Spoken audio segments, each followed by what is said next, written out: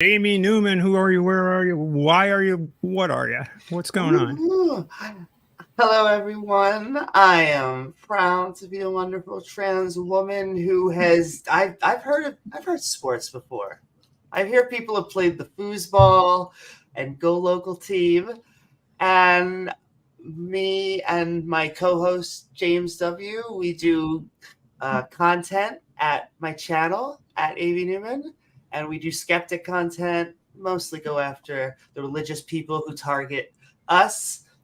And I am mostly here to just remind everyone in a very loving, very not, passive aggressive, very openly, that just trans people will always exist. And I'm sending you love, and I'm excited to be here.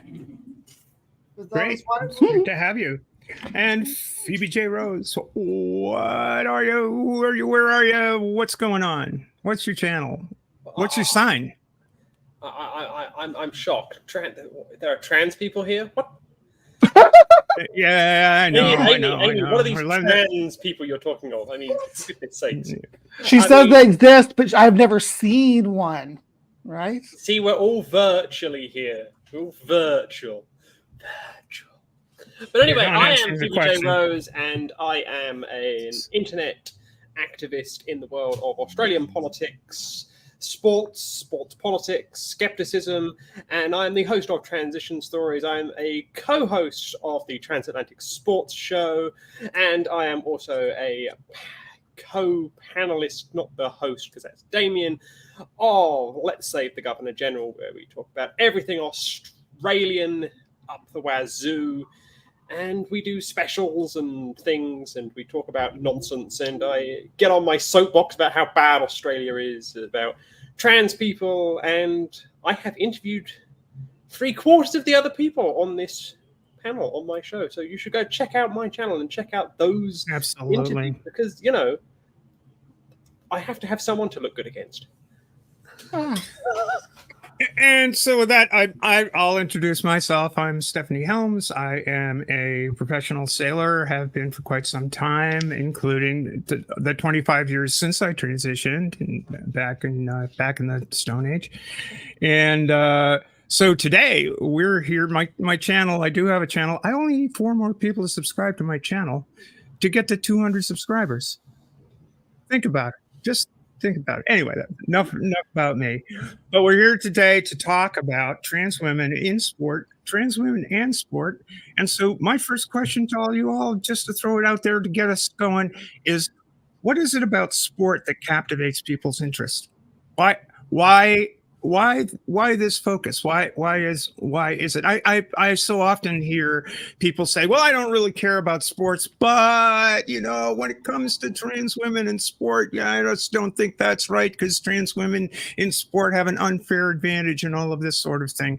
So we'll get to all those topics, but what is it about sport that focuses people's minds so keenly, particularly when it comes to the issue of trans women?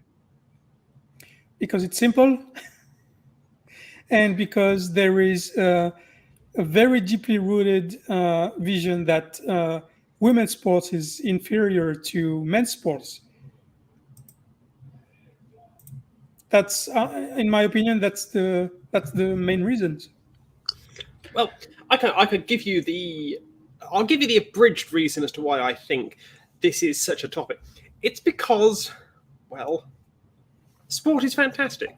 It is a community event. It is a way that you can see other people who are like you do things extraordinary. And you too can do things extraordinary. I mean, I'm not the biggest American football fan, but I understand American football. I understand why people love it. I am an enormous association football fan, and I understand every minute of it. And I understand why people get behind it. And if you don't get behind that community and that belonging, then there's something wrong with you, in my opinion. If you don't want to cheer on those 11 people that you're never going to see in real life, then there's something wrong with you. If you don't believe that your hometown team should be better, then why are you living there? I just don't get it otherwise. Sport is one of these things where you can go there, you can scream like a lunatic, you can let off the energy, you can feel good, you can win and you can lose together, you can win and you can lose on your own. And walk out and it doesn't mean anything. Well, it shouldn't mean anything. And plus, I get to watch tight-fitting fire suits on very athletic men drive round in fast cars. It's just fantastic. Who doesn't like 20 or 22 men and the occasional woman in a tight-fitting fire suit driving at 330 kilometers an hour in Singapore at night? Who doesn't like that? I don't know. Same police. Amy, got any thoughts on this? What do you think? I do. got a hat. I do. I'm Amy has thoughts. And as someone who I will watch foosballs or any sporting event in real life as long as there is some sort of alcohol involved and there's some sort of food involved. And so if you have a carb or a meat, if you're a vegetarian, I will watch that sport. But I'll tell you the real reason why I think we're even talking about this is because this is one of the issues of maybe 3 that they have chosen to make political because they think that they can. Who are they? Ground. Oh, I'll say they. The right-wing religious fundamentalists. I probably should have put. That's kind of. It always goes back to them. It kind of is like a Voldemort situation. I'm going to push back a little bit. I'm going to push back a little bit on this, Amy, because it might be, you might say it's the right-wing religious fundamentalists who have brought the issue to the fore. Sure, but there are some very prominent people within the atheist community, within the skeptical community, within the community of people that legitimately consider themselves to be allies, trans allies. I'm going to say something controversial. Hang on. I'm going to say something controversial here. No. Are these people boomers? Are these people boomers? I don't know. Is Stephen Woodford? Wait a fucking minute here. Is Stephen Woodford a boomer? I don't know who Stephen Woodford is. Rationality rules. Rationality rules. Is he a boomer? I don't know who that is. Okay. Okay. No, he's like Professor Dave. Hawkins, on the other hand, he's a fucking boomer. Professor Dave, is he a boomer? I don't know who that is. Okay. Well, other people do. And those are people who will consider trans women to be women until it comes to sport. And that's a problem. So why this issue? It's because very specifically they can use this as a barometer for fairness. So they use this with the locker room and the bathroom and sports. I would say these are the 3 major issues. And so when it comes to the sports issue, we're talking about the metric of fairness. You have people who are saying, look, we're just trying to understand what's being fair. But that's what the trans women and trans men are also trying to say is we want things to be fair. And so I think that is where this discussion is. You know, they got it wrong, really. The trans agenda is not to invade women's spaces, to invade sports and things like that. It's my trans agenda is for future generations of kids who are trans, like I was when I was a kid, who are stuck in the closet because the society doesn't accept them and they wouldn't be able to participate with their peers if they came out. That's my trans agenda. When my trans sports agenda is and people always want to bring it to elite athletes. You know, when it comes to the bottom line, I care about the youth being able to participate because sports are for the youth, right? They're games for us to engage with our peers, and we need to have the opportunity to interact with what Stephanie calls our cohort. I'd say our peers, but whichever term you use, that's what my agenda is. I don't know. I've got a question. I've got a basic fundamental question here. What is a sport? It's a good question. Is darts a sport? Is chess a sport? Yeah, that's a good. Those are good questions right there. Because I both, think I have examples from both of those where trans women have been banned because they claim to be sports. I would say neither of them are sports. Yet, I would say trans darts women is have still been- closer. Darts, I'd say probably. darts is closer Yes, 'Cause but you're because throw- there is that, that the hand-eye coordination and stuff Well, like if- that. It involves a certain amount of physical acuity that okay, chess is certainly poker doesn't. a sport? I don't think poker is a sport. I think poker is What a about game. bowling? What You kind know, of bowling? sailing- Lawn bowling, 10-pin bowling, duck pin bowling? What kind of bowling? I 10-pin bowling, I that's guess, is the one. Yeah. Can bird I think watching be bowling a is. sport I now? think bowling qualifies.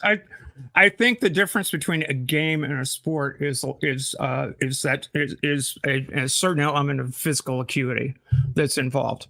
That But then I would involves say whether it's bowling hand-eye. is a sport then. I would as well. I would Lawn as well, bowling, and that's why I'm 10-pin saying. bowling, duck pin bowling, Yeah. skittles, because you have to have a certain element of power behind you, and you have to have a certain element of control of the object with that power as well. Mm-hmm. And it also, a sport is also a game. For example, sailing is an activity, but sailboat racing is a sport. So to answer Skeptic Haven, no, you'd not your ball. No, because like track and field is sports, and yeah, Badminton is a sport, and that's a shuttlecock. you're just running for a lot of events. You just run, and that's a sport. So Javelin, discus, hammer, shot put. Okay, not shot put. That is a circular object which could be classed as a ball. But hammer, javelin, and discus, they're not balls, and those are definitely sports. what about caber tossing? Gymnastics, ice skating, Only my figure skating. transatlantic sports show host was here. She would eat you alive. Blair Hamilton would eat you alive for that comment. What about the caber toss? Yes, she's Scottish. Yeah. What's the one where in Winter Olympics where they have the thing you slide and you got to try to get the as close as you can? Skeleton. No. Curling. Jump on a tea tray head first. You're talking about Curling. Skeleton get ball. it in the house. No, Skeleton no, ball, no, no, curling, luge, no. bobsleigh. Curling. That's what I was thinking of. Curling. Yeah. That's yeah. Yeah. So, Pro wrestling so- is entertainment, not sports. It's sports entertainment. What? Uh, Are you telling me wrestling isn't real? Depends on the kind of wrestling. UFC very much is, and now UFC and WWE are the same company. but most of it is like saying that people up on the stage doing sword fighting for a Shakespeare play as a sport. Then Anyway, is it okay? So I don't know how relevant the discussion of what is a sport is to this except insofar well, as the notion of excluding trans women from participation in any of these activities is really the thing that's on the table here. So, the fact that chess is excluding trans women from competing in a women's division that is there in order to encourage women to participate in the game of chess. but on that point, the chess ban is even more ridiculous when you look at it from trans men, because trans men Yes. will have their records expunged and the competition they won eliminated from existence as if it never happened. Correct. That's absurd. Yes, it is. That we're getting into the way sporting federations have gotten to them. We'll get there. We will get there. We'll get to the history, but I want to stick to the whole idea of, and Amy brought this up earlier. What is fairness in sport?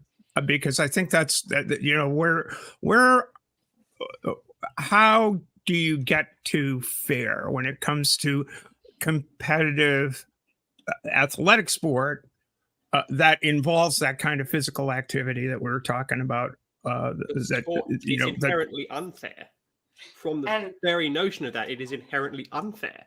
And this is why I kind of support more of the abstract notion to kind of get rid of a lot of the gendered categories and the It depends on the sport, but some of them, I like chess. I'm trying to understand, why there needs to be a men's or women's category, but I know it depends very much on the sport, because I know in some metrics you're going to be able to mitigate a lot of, if there is a gender dimorphic advantage or disadvantage in a sport, a lot of times when you've been on years of hormone therapy, if you've had surgery, if you've had numerous steps, you can actually make things about competitively back to these categories that they were talking to, the two boxes anyway.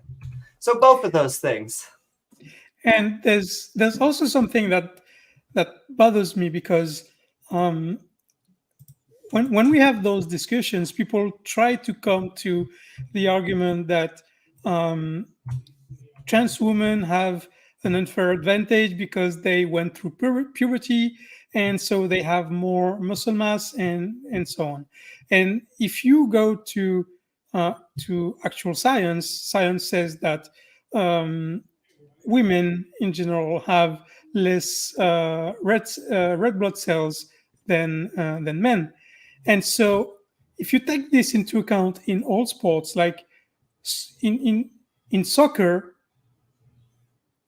the fields for women should be smaller if you really want it to be fair, because there's the height difference between men and women on average, and everything else. So if you really wanted to have a perfectly Equity. fair, if that's even possible,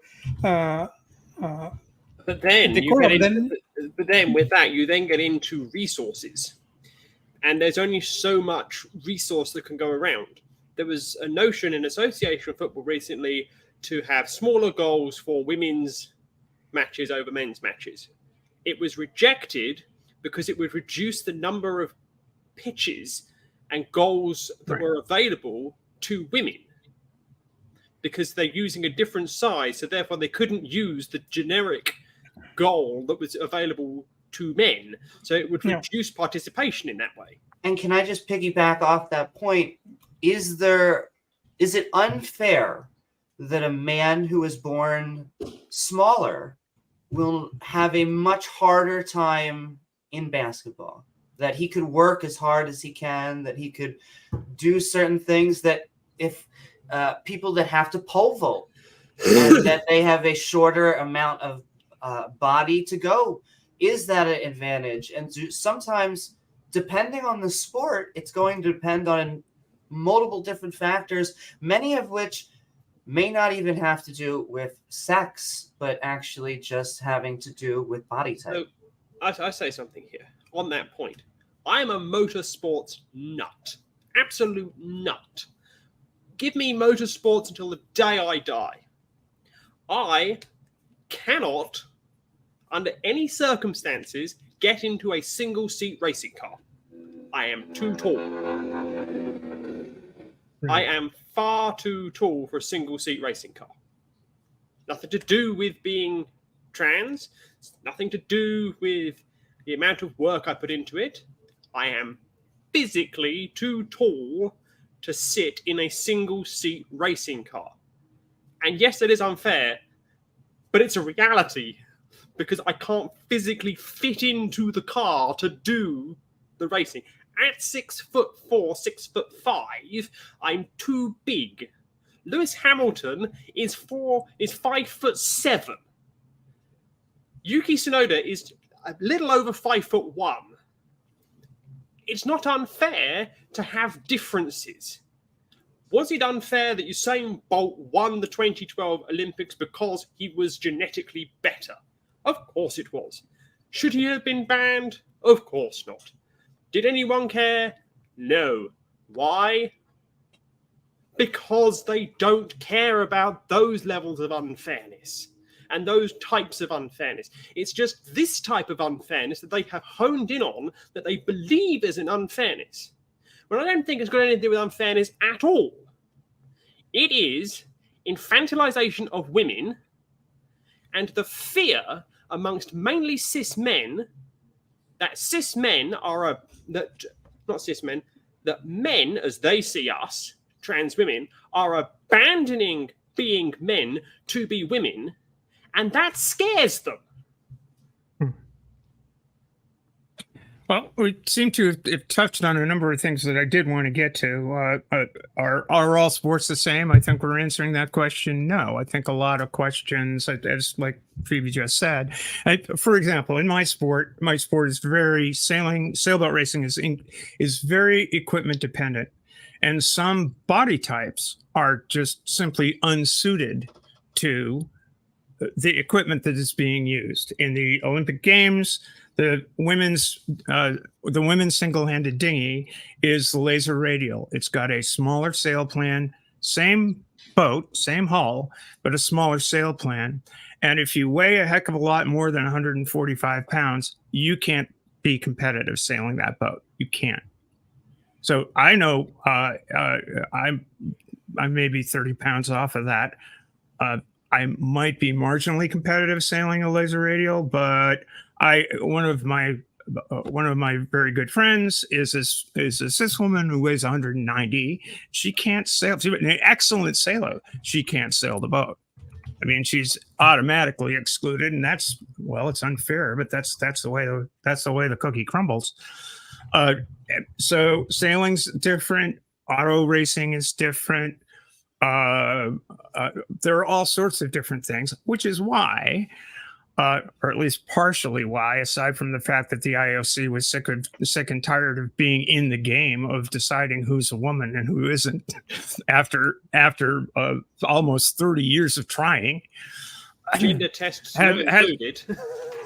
Yeah, nude tests not included. Well, they were included at one point in time. They were included along with chromosomal. Yep. But if you remember the British royal family, hopefully you were exempt. If you were Princess Anne, you were exempt. Yeah, that's true. There's I think it was Maria Jose Martinez was a Spanish woman, was doing very, very well in track and field, forgot her certificate of femininity when she showed up at a regatta. And so they did a swab. This was back in 1987, I think, 86, 87, somewhere in there. So they took a swab and, oh my dear, you've got a Y chromosome. She was born a woman, raised a woman, is a woman, she's got complete androgen insensitivity syndrome. And she sued and she won, and they stopped doing karyotype testing for as a determining factor for participation in the Olympic Games. And they can't. And the IOC settled on testosterone levels as being a thing. They settled on that in 2004. In 2004, they said and this applied not just to trans women, it applied to every woman if you wanted to compete in the women's, sport that had a women's division. If you wanted to compete in the women's division, no qualifications for the men's division whatsoever. If you wanted to compete in the women's division, you had to have for the IOC, your testosterone level had to be under 10 nanomoles per liter. If it was World Athletics, under 5 nanomoles per liter. So they settled on that. That lasted for a while. And then in 2018, when all this shit started to blow up because of the right-wing malarkey, by 2021, they said, we're out of the game. We don't want to go through this for another quadrennium. We're going to turn it over to all the international federations, the world federations in sport, and let them decide their own qualifications for competitions that involve a division of men and women for women's competition. So that's a little bit of the history at the elite levels of sports. That kind of trickles down into other levels of sport too. But I want people to understand that it's not like this is something that sporting federations or sporting governing bodies haven't been wrestling with for a very, very long time. But this is not new. just to bounce off, speaking of trickle down, and I want to, the political point, I'm not trying to, when I bring up they, and when I say a specific part of right-wing fundamentalists, I'm not trying to just take pot shots across an aisle. I think it could be lovely and not lovely on either side of I think what you're the getting at is political you can be a spectrum. right-wing lunatic or a left-wing lunatic, a Yes. centrist lunatic or a apolitical lunatic. Doesn't matter. Yes. And so Yeah, I you're just still think a lunatic. exactly. And so I just think that this is being used as a wedge issue because I could feel it politically. We've been pushing for our rights. We were trying to get gay marriage and we got gay marriage. We were trying to get trans people in the military and we got trans people in the military. And now we were trying to be like, hey, just let us live. Let's just let us live our lives and go do that. And now they're kind of realizing, you know, there has to be either a pushback or they're going to be normalized. And now, so we've had this reaction with all these bills and all this hoo-ha and whoo. Let's not pretend that that there isn't it isn't institutionalized to push back, because there's like the Heartland Institute they're a political think tank that's built into attacking or trying to attack LGBTQ from any angle that they can. It is systematic. They have bought politicians. They have billions of dollars to spend on trying to keep this wedge issue in the forefront of people's mind, so that they can win elections off of this while having terrible like environmental policies and economic policies. They can have those terrible economic policies if they keep this issue in the forefront to say, hey, we got to keep these trans people away from your kids. You don't want to you don't want your daughter to be in a race against them. You sound like the government of the United Kingdom there. You know, failing economy, corruption up the wazoo, 4 prime ministers in 3 years. You know, you sound like the government of the United Kingdom here. And I'm going to say this, the government of the United Kingdom is racist, xenophobic, homophobic, transphobic, misogynistic, and it's all run by people who are white. The Prime Minister of the United Kingdom and the Home Secretary of the United Kingdom are the 2 most racist politicians you will ever encounter in your life. And they are non-white people. This is how ridiculous we have got in this world. When you have a Home Secretary of the United Kingdom who is only 4 generations removed from living in a colony of the United Kingdom, saying that she is dreaming of deporting people. This is the level of nonsense we've got in the world of politics. And they are trying to distract from all of these failings, all of this horrificness, by attacking the 5 people on this panel and the thousands and thousands, hundreds of thousands of trans people who are just trying to get on with their life. Getting back to something Stephanie said, I want to blame East Germany. Oh, I knew it. There's that thing. Well, you know, we can talk about doping, and I think that this is an interesting thing. It's as if often when people start talking about the issue of trans women in sport, I also want to get back to why women's sport, why there should be categories. But why does it exist in the first place? Why is it there in the first place? Why is it there in the first place? There are a number of things, but I wanted to go off on the doping stuff. It seems like that it's really interesting that people who are opposed to trans women in women's sport seem to think that reducing testosterone does nothing. I mean, that it has no physiological impact. It has no, dare I say it, biological impact on the way a person's body runs, on so many things. Cindy brought up, well, she didn't say VO2 levels, but VO2 levels, the oxygen carrying capacity of one's bloodstream. It's measured by VO2 is measured by how much oxygen is actually in your blood. a very clear indicator of that is hematocrit levels. Hematocrit is basically the amount of hemoglobin that your red cells are carrying around. And one of the very earliest things that happens in medical transition for women assigned male at birth, when they start medical transition and start taking or start reducing the level of testosterone in their bloodstream, is within 6 months, hematocrit levels are within the typically female range. So if you are 6'5" with a great big heart and enormous lungs and all of this other stuff, you have to power that with less oxygen. Is that an advantage or a disadvantage? So this is the curious thing to me that at the same time people are saying, well, it's cheating when somebody is T-doping, right? The way things are happening. But yet at the same time, there's no recognition that biological changes occur. Where are we? Where are we with these records? Where are we with these records? And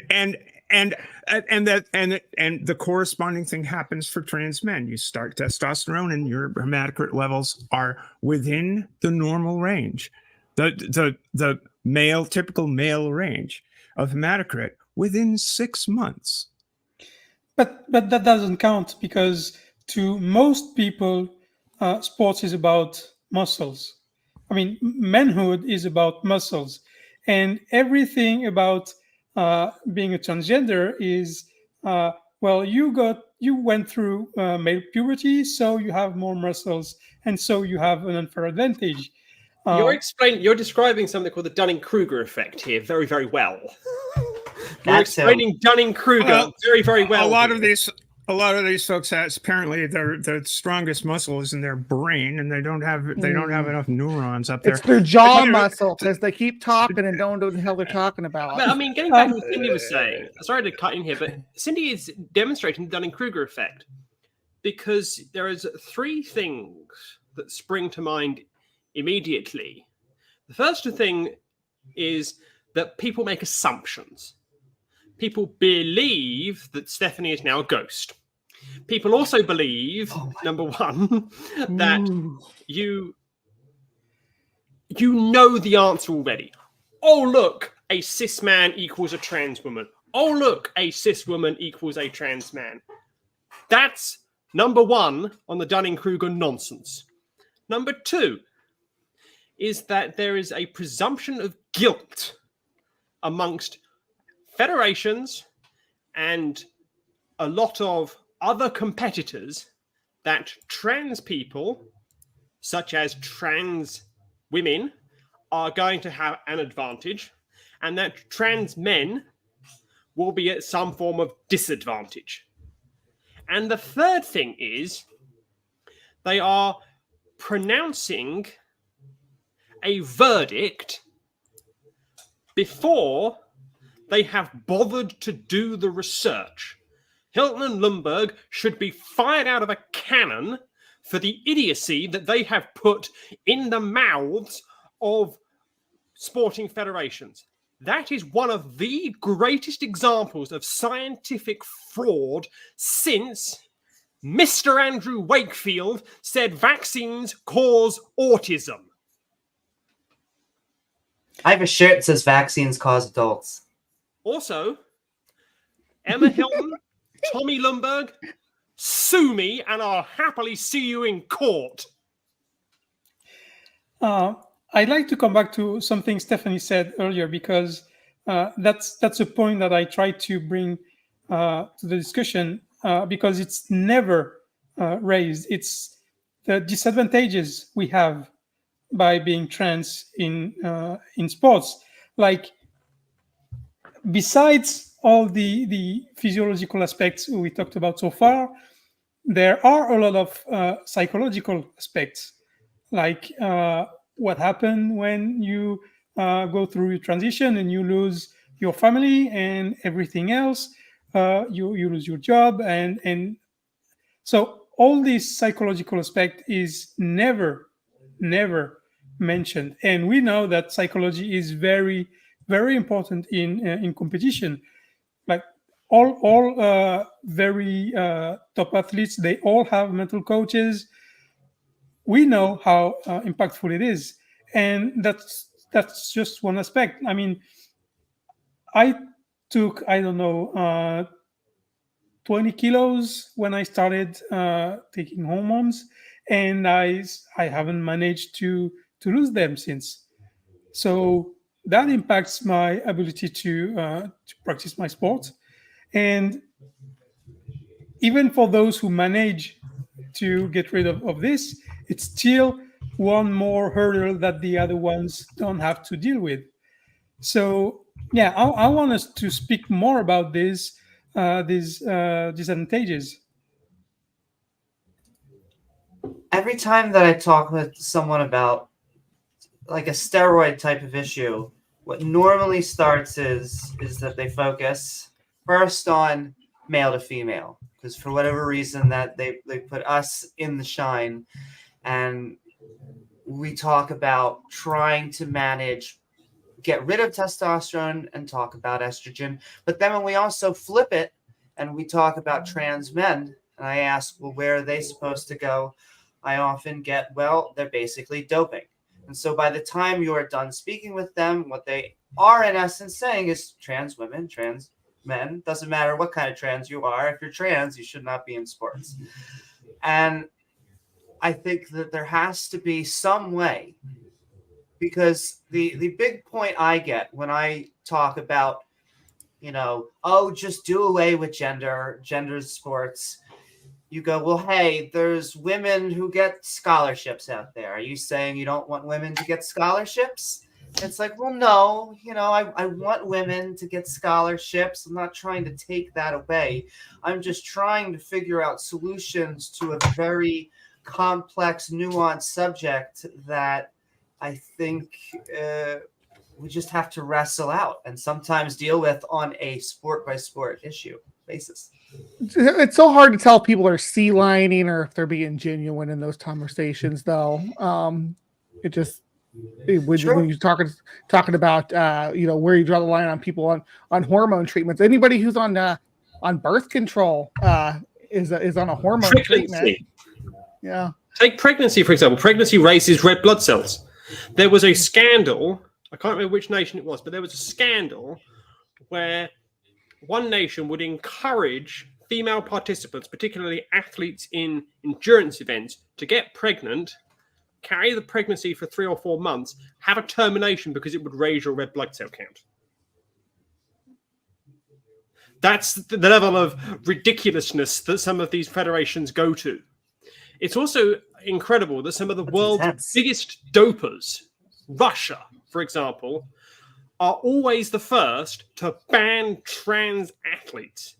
Russia and other associated nations that do doping on an industrial scale have the government, the security services, and everyone from top to bottom involved on an industrial scale doping their athletes, banning trans people because it's apparently doping and cheating.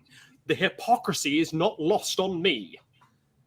Can I also just point out that trans people are not dominating sports? I hear that phrase often, like, we're just going to allow us in, and then it's just like trans. But it's more like there's one or two, and those issues become newsline worthy, and then it fades into the back. But every time it's brought up in an argument, they're like, but hey, so-and-so. It's like, yes, she did at one point win the competition. Thank you. Back in 2008 or whatever we're now talking about. But do you notice how more people are winning? Women are still existing in the sports, and it's going on.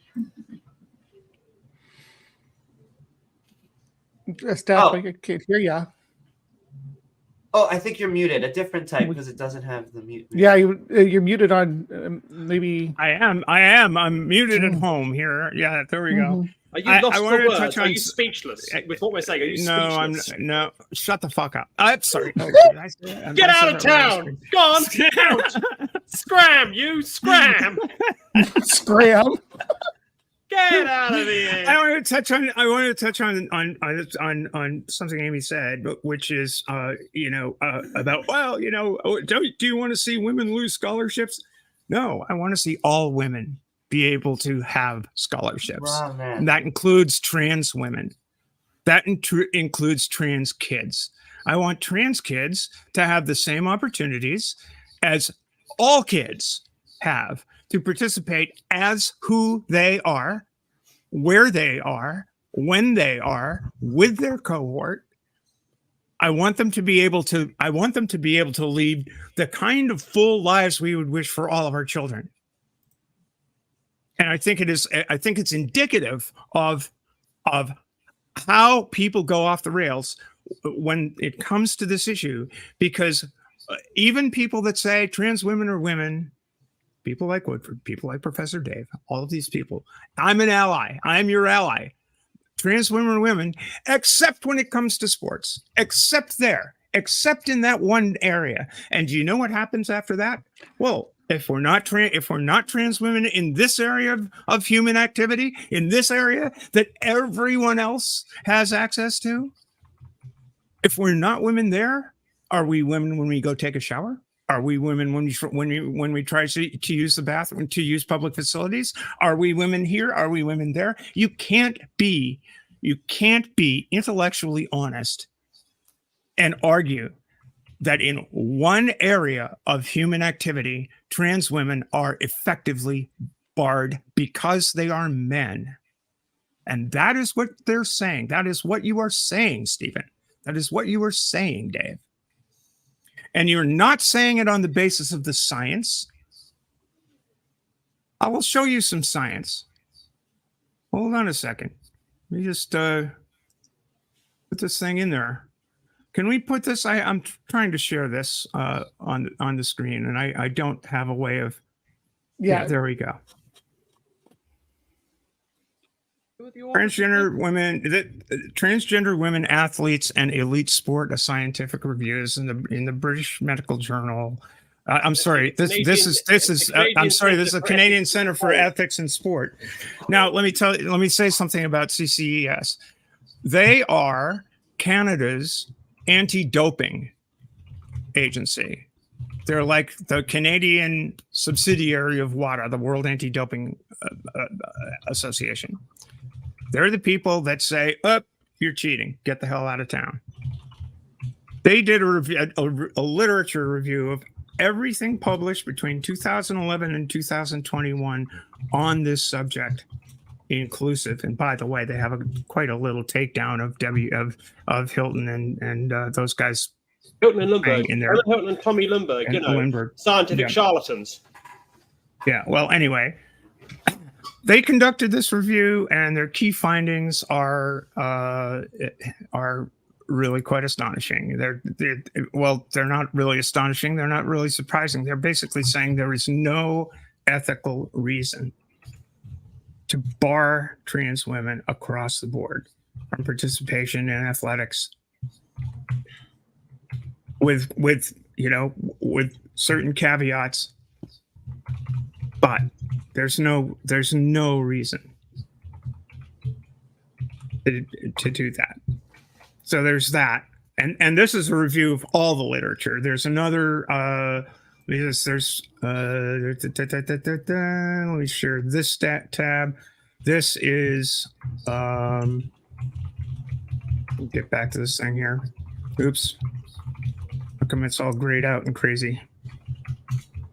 I don't know why. There we go.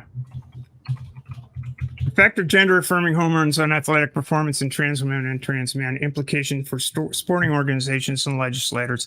This is a study. We reviewed fitness test results and medical records of 29 trans men and 46 trans women. So they're who started gender-affirming hormones while in the United States Air Force. we compared pre and post hormone fitness test results of the trans women and trans men with the average performance of all women and men under the age of 30 in the Air Force between 2004 and 2014. So this is a study that is not comparing trans women to cis men. It's comparing trans women to cis women and trans men to cis men, which is the relevant metric. It is not a relevant metric to compare trans women to cis men. It just isn't, because there are biological changes that take place in transition, whether from male to female or female to male.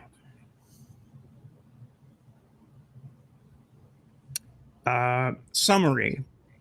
This is, and we're talking about trans women because this is the era, this is the arena where people get their panties in a twist. So, summary: the 15 to 31% athletic advantage that trans women displayed over their female counterparts prior to starting gender-affirming hormones declined with feminizing therapy. However, trans women still had a 9% faster mean run speed after the 1 year period of testosterone suppression that is recommended by World Athletics. Now, what's the margin of error? What about 2 years? And I would say that this is a totally unscientific, but reason, knowing what the T range is. And by the way, the only people who've ever been booted from the Olympics on account of having too high T levels and being women were cis women, and chromosomally consistent cis women, not anything weird. They just happen to be naturally produce higher levels of testosterone than World Athletics allowed, 5 nanomoles per liter. And that was in Tokyo, the last quad. So again, this is within the range, especially when you're talking about elite athletes. This is within a range of perhaps that's an advantage. Veronica Ivy would argue that testosterone is not as determinative as it seems to be in many circumstances. She may be right, wrong. She may be right, but this at least is a study that compares trans women to cis women, and trans men to cis men. And I think, results, if you look prior to gender affirming, I was trying to perform 31% more push-ups, 15% more sit-ups in 1 minute, and ran 1.5 miles, 21% faster than their female counterparts. After 2 years of taking feminizing hormones, the push-up and sit-up differences disappeared. So we're talking about upper body strength. That disappears. That advantage disappears. In my sport, that's all there is. You're not really using your legs a great deal. You're not running around a sailboat a great deal. You're a 24-foot boat. How far are you going to run? But your upper body strength, that means your technique has to change. That means everything about the way you perform the job has to change in order to be as efficient and as effective. I had to relearn my sport 25 years ago because the things I could do through brute strength, I couldn't fucking do. I had to get cleverer at it. So, and the other thing that's interesting, after 1 year of taking masculizing hormones, there was no longer a difference in push-up or run times, and the number of sit-ups performed in 1 minute by trans men exceeded the average performance of their male counterparts. So, I mean, you do need to take into account the science, and for people who say that trans women should not compete against cis women are not taking this into account at all. And can I just also point out that the way that it's often framed is to purposely get an emotional charge out of people. If you see a headline and you're just not into this sort of political thing, and it says biological men compete against women. It won't say that. It will say biological men thrash real women. Yes, exactly. And so when you put it like that statement, it goes, wow, we're not even playing to common sense biology anymore, and you'll get these sort of statements. And I mean, I'm gonna raise something along these lines. They don't actually care about sports. Sports is not what is cared about here. It's got nothing to do with sports. It's about nothing to do with it. Power and grift. Riley Gaines is 101 political grifter. She tied for, I think it was 5th place, and cry-babied all the way to Tucker Carlson on Fox News because they met Leah Thomas first and gave Leah Thomas the 5th place trophy. And how dare she not get her 5th place trophy because she was a 5th place person? How dare she not get her Riley Gaines?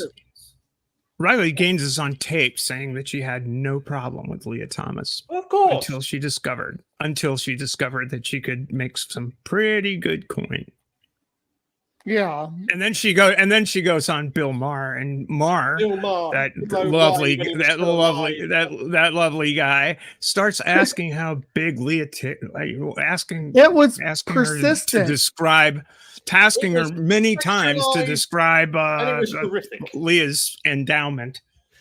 I tell you this, and we're not talking about a financial endowment here. We're talking about things you should never be required to ask, and this is what it has devolved into. It has devolved into perverts being perverts and being allowed to be perverts.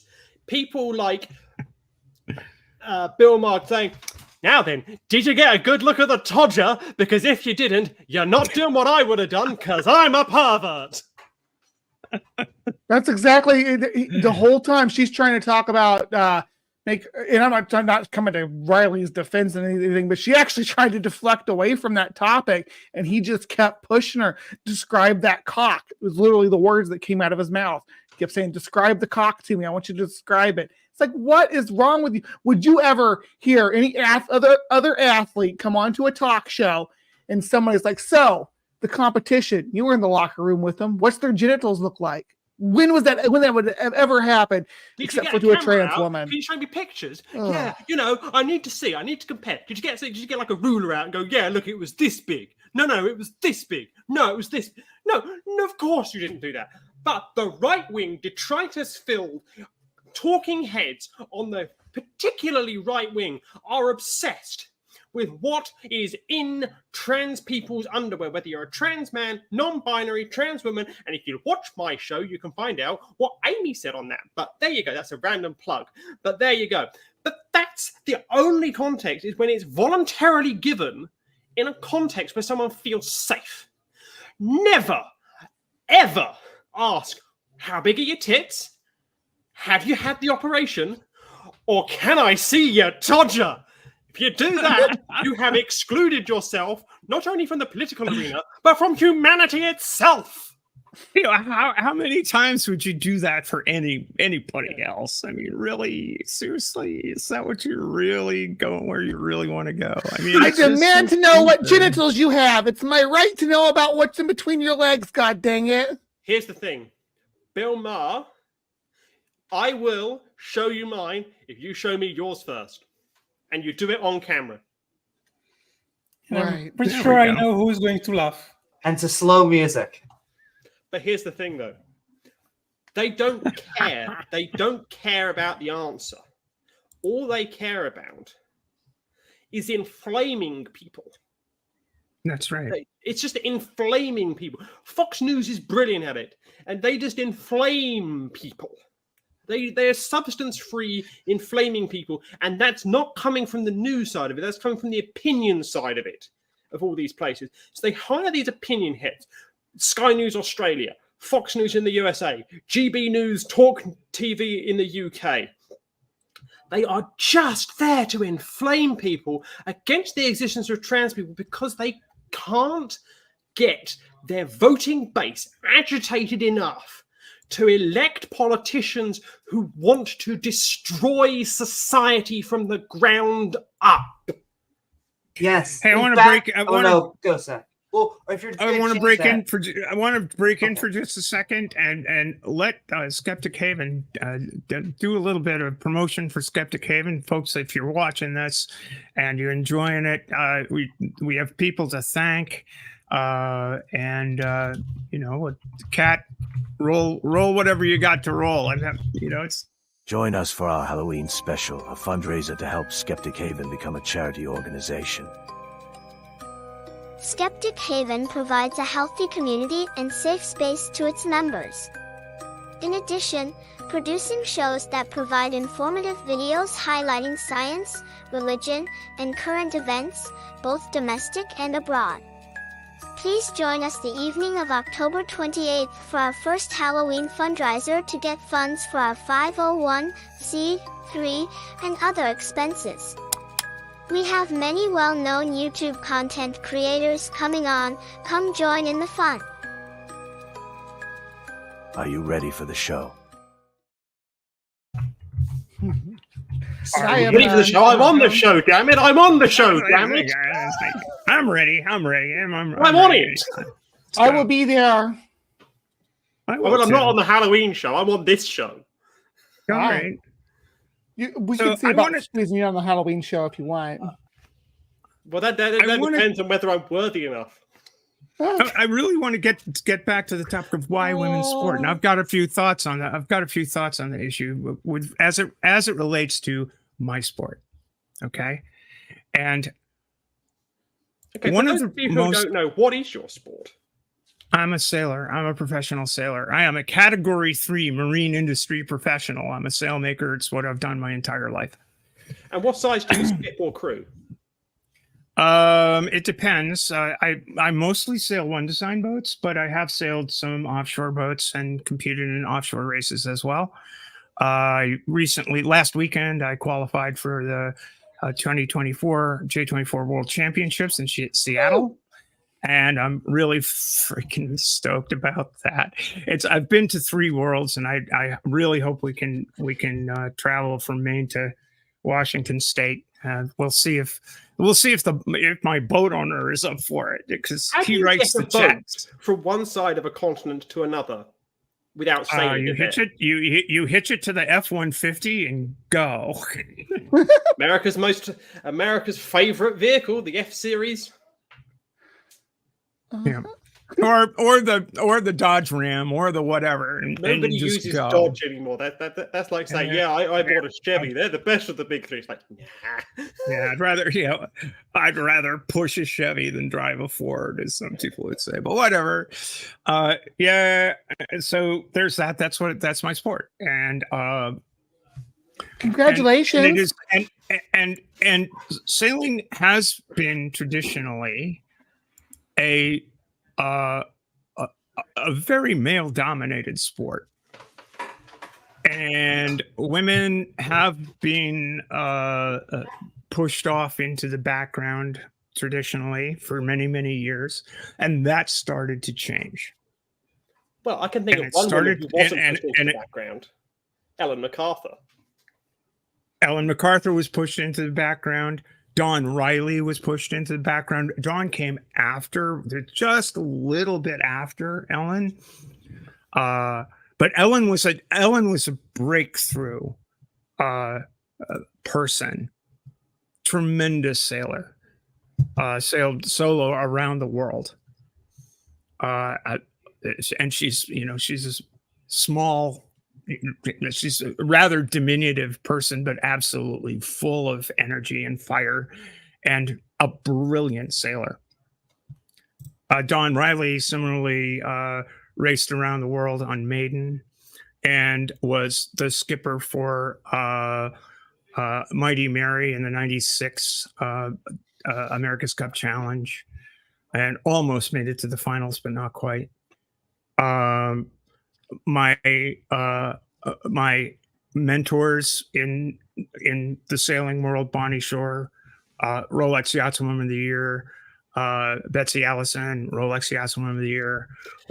Are they giving you a watch? It took time. It took time to convince the old boys club. The old myth said a woman's a bad luck on a boat. But we're really, we're good. We're good. We're talented. We need to shine. It's mostly a co-ed. It's mostly a co-ed sort of thing. There are a few women's competitions restricted to women. I've been invited to participate in some of them. I never have done, but for whatever reason, scheduling and whatnot. But it's not so much the division in skill level as it is the division in visibility for women to be able to demonstrate and for young women to see that there is the possibility of excelling in the sport. That's why young girls and women's regattas are important. I have seen young women blossom in an atmosphere of girls competing against girls, and it gives them the confidence that all of a sudden they can. Hey, I can do this. This is not a big deal. I can do this. It's more cultural than it is athletic. And for that reason, I think that women's sport and encouraging women to know that they have a place has yielded results in my sport. We've had so far 2 presidents of U.S. Sailing who have been women. My good friend Corey Fisher-Sertle. There was another woman who was a president before Corey. It's made a difference in the course of my life, and it's made a difference in the sport. And just to the extent that this year at Kings Point in the U.S. Intercollegiate Sailing Championships in fleet racing, mixed fleet, the team from Stanford. The one in Connecticut, right? Connecticut. So, no, not the one in Connecticut. Stanford, the college in California. The Stanford team won the U.S. Intercollegiate Nationals, and the sailing team consisted of, I believe it was 9 women, 3 guys. And the two teams that were on the race course, they didn't win by a little, they won by a lot. And the 2 teams that were sailing in that regatta were all women. It's made such a huge difference. So that's a question. Sorry, you first. Yeah, there's a similar situation in soccer, because a lot of men today just keep saying that men's soccer is obviously better than women's soccer, and they always try to compare the two, but they don't know, or they don't remember that soccer was forbidden for women after 1923 until 1921 to 1921. Yes, because they got larger crowds. Yes, larger crowds. Exactly. So the Football Association and IFAB banned There's that too. Women's soccer. Women's Is it because they look so good in them uniforms? Is that why? Hey, Sepp Blatter, get off this stream. Get out of here, Sepp Blatter. We will not wear tighter shorts, Sepp Blatter. Yeah, so there was comment by the president of FIFA. There was this annual event, charity event, and it was usually organized by men and played by men. And in 21, women came, and they earned, I think it was double the amount of the previous year, something like that. And so right away, they just banned women in soccer. But Easy. I'm English. In case you hadn't noticed, I'm English. the greatest Are you sure? sporting moment I have ever had in my life. Greatest sporting moment I've ever had in my life. And people tried to pay me, and this is no word of lie. I had somebody say to me, "Here is £8,500 for your ticket," and I told them to go and poke it. Was when England played Germany at Wembley in the Women's Euros final. It was the greatest 120 minutes of sport in my life. And the women on that field played better football than any man I have ever watched play a game of football. There was no rolling around. There was no intimidation of the referee. It was a sporting event with sportsmanship, sportswomanship, whatever you want to call it, throughout. And it was England v Germany. And the best thing about that was, in the crowd, my best friend, Blair Hamilton, who is Scottish, refused to wear an England shirt. So I said, you cannot go to this game without wearing colours of one country. So I bought her a Germany top. And she sat next to me in a Germany top, and I sat next to her in an England top, and nobody gave a flying sauerkraut-filled rose. Well, you know, when it comes to football, soccer, you know, like the U.S. national women's team has had a terrific run, right, up until this year. They didn't quite make it. They didn't, and so. And that's got nothing to do with politics. You were just useless. Well, yeah. But what I'm getting at is they've had a great run. They're always getting shit on by the same people that say ban trans women in women's sport. They don't care about women's sport because they sit there and badmouth women's sport all the time. They badmouth they badmouth the athletes. They badmouth the idea. They badmouth the idea that the women who are far superior to the men's team throughout this run, the U.S. men's team throughout this run, they're sitting there badmouthing Megan Rapinoe. They're badmouthing everybody that was a part of that run. And now, because the women's national team had a shitty showing in this year's World Cup, they're doubling down on how ridiculous the whole thing is. I mean, it's just the context. It's fucking misogyny is what it is. Context here: over the last 3 World Cups, the women's national association football team have qualified for all 3. The men have qualified for 2.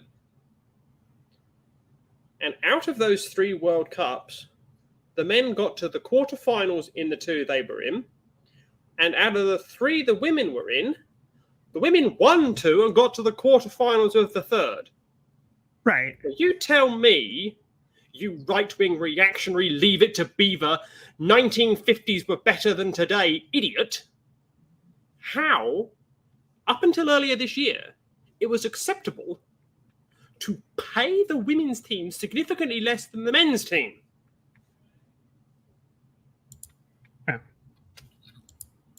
Yeah. And you know, you can also go, and you know, now we're getting into the real deal. You can also go into the NCAA basketball stuff. It was like, I think it was last year or something. They had a member of a women's collegiate team posted compare and contrast our training facilities, the men's training facilities.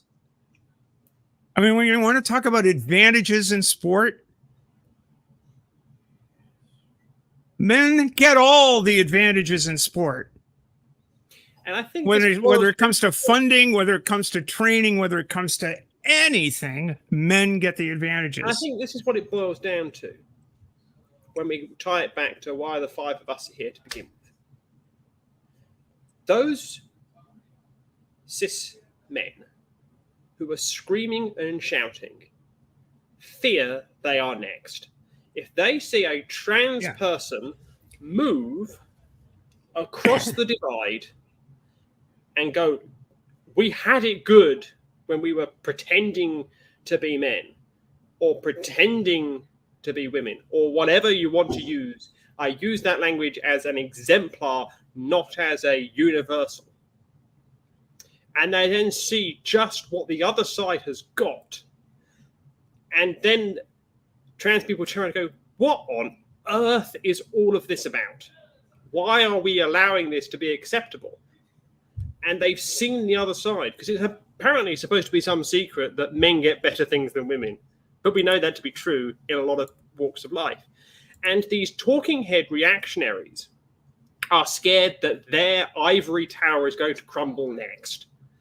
And they use trans people, trans men, trans women, non-binary people, intersex people, and so on, as that way of them holding up their house of cards. Because they don't want to be paid less, and by God, they don't want a woman to be paid as much as them, because they think that if that woman was paid as much as them, they wouldn't have got to the top of the tree like they did. And the fear that courses through their veins is as cold as ice.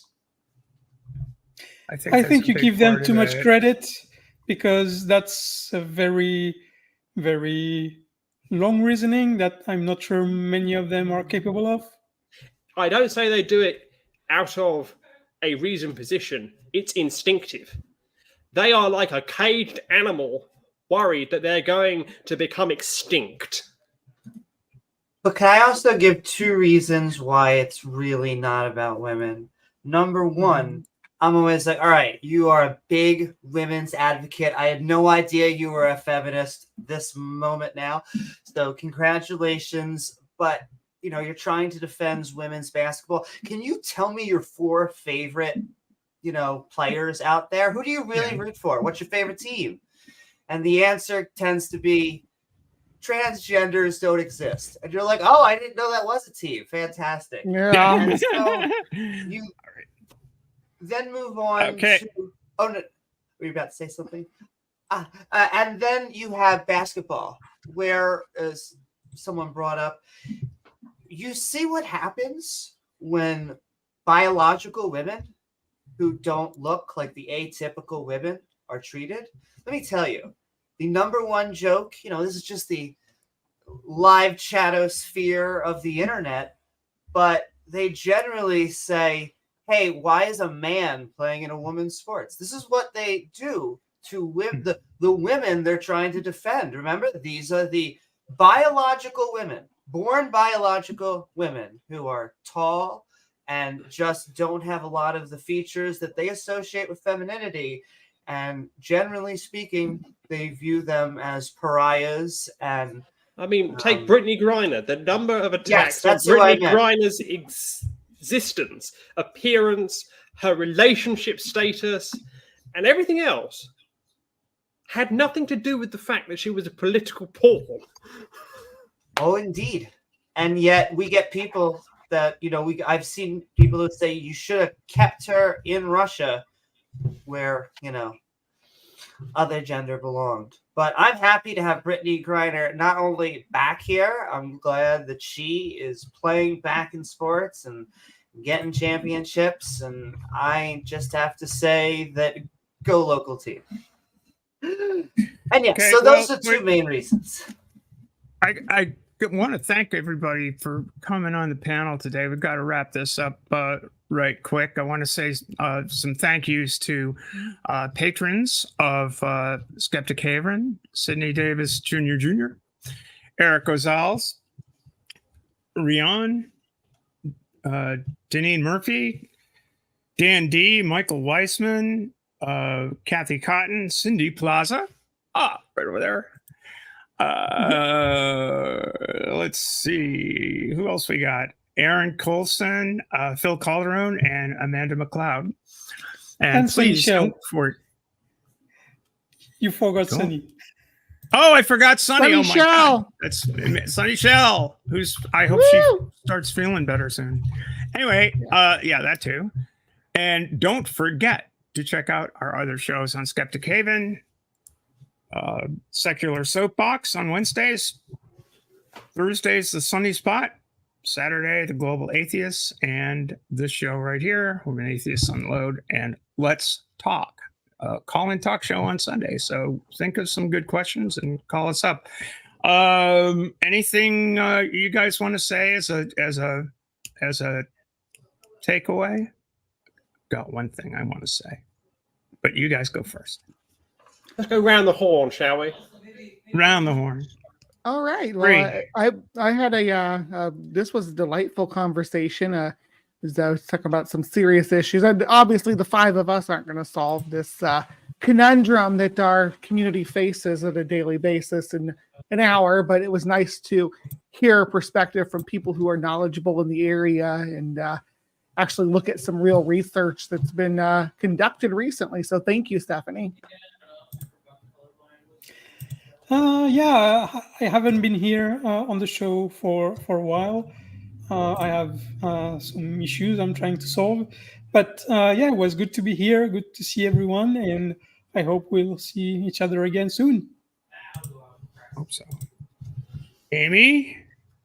And I thought it was a fantastic show. Thank you for having me on this wonderful, fabulous panel. I just want to point out that I don't think it is a us versus them thing when I say that there are narratives being built to create wedge issues. That generally means that it's the very rich people that actually know better and are just using the rural religious people as a weapon against the LGBT community. So I don't want to isolate or push people who would disagree with you, us. I would actually invite you to appreciate with us that we understand that these sort of things are about what is fair. But when that comes to that metric, it's about all of us coming together, trying to look at the actual sport, trying to look at things like hormones and different factors that actually may change on a sport by sport basis. And so I sort of thank all of you. Continue, please, sending love into chat. And don't forget to like, follow, and subscribe. You betcha. And Phoebe? I say, if you like what you've heard here, and you think sports themselves matter, and you don't participate in sports, and you can and want to participate in sports, go out and bloody do it. No matter who you are, if you can and you want to, go out and bloody do it. If you don't want to, or whatever reason you're unable to, it may not be for you. But if you want to really support sports, and you like sports, go and watch it. Go to your local sports team and go and find your local sports team. High school basketball, high school volleyball, NFL, WNBA, it doesn't matter. If you genuinely like sport, go and watch it. If you want to watch sport on television and you like what you've heard here, watch it. Get those viewing figures up. Tell people the eyeballs are on the sports. Stop the narratives of nonsense that we have that, oh, nobody tunes in. It's all rubbish. It's all inferior. Nobody plays it. Vote with your feet. Vote with your eyeballs and go out there and get involved in sports near you. If you like what you heard here, go and get involved. Go and watch some sport. Go watch some volleyball, some lacrosse, some lawn bowl, some duck pin bowling, some skittles, or some amateur wrestling. It doesn't matter. Go and watch it. I love sport, and I could watch virtually any sport. Rugby union, rugby league, you name it, and I'm watching it. But not everyone's like me. But if you genuinely want to support sport, give it a chance and go and find a sport that you love, even if you've never heard of it before. Because once you start getting these minority sports, and particularly women's minority sports with more viewers, more money, more participants, the nonsense that the misogynistic, self-absorbed, ivory tower living idiots use melts away. And then we can talk about what really should be the only thing here. is how can we make sport better for everyone? Yeah, absolutely. And the one thing I've got to say to wind things up here is when it comes to issues of trans people in sport, no one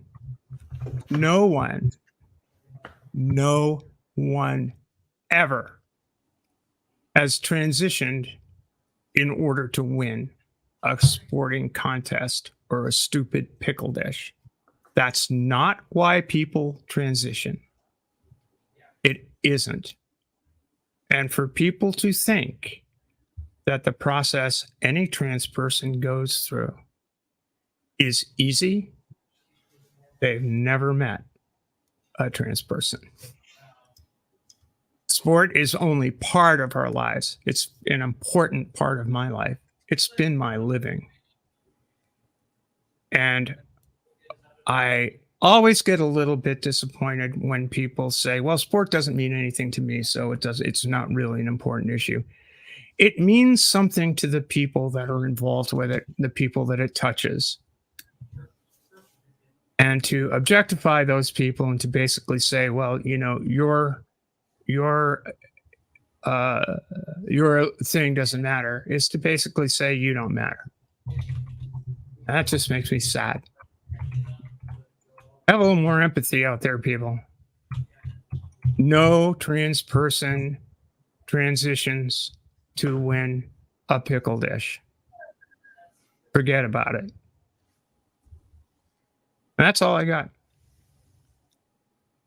I know you told your friend you're not okay. And tell me what's wrong and why you never said you felt that way. And guess you're trying to stay strong and fake a smile until I look away. But I've known you too long, it hurts to watch your blue eyes fade to gray as you fade away.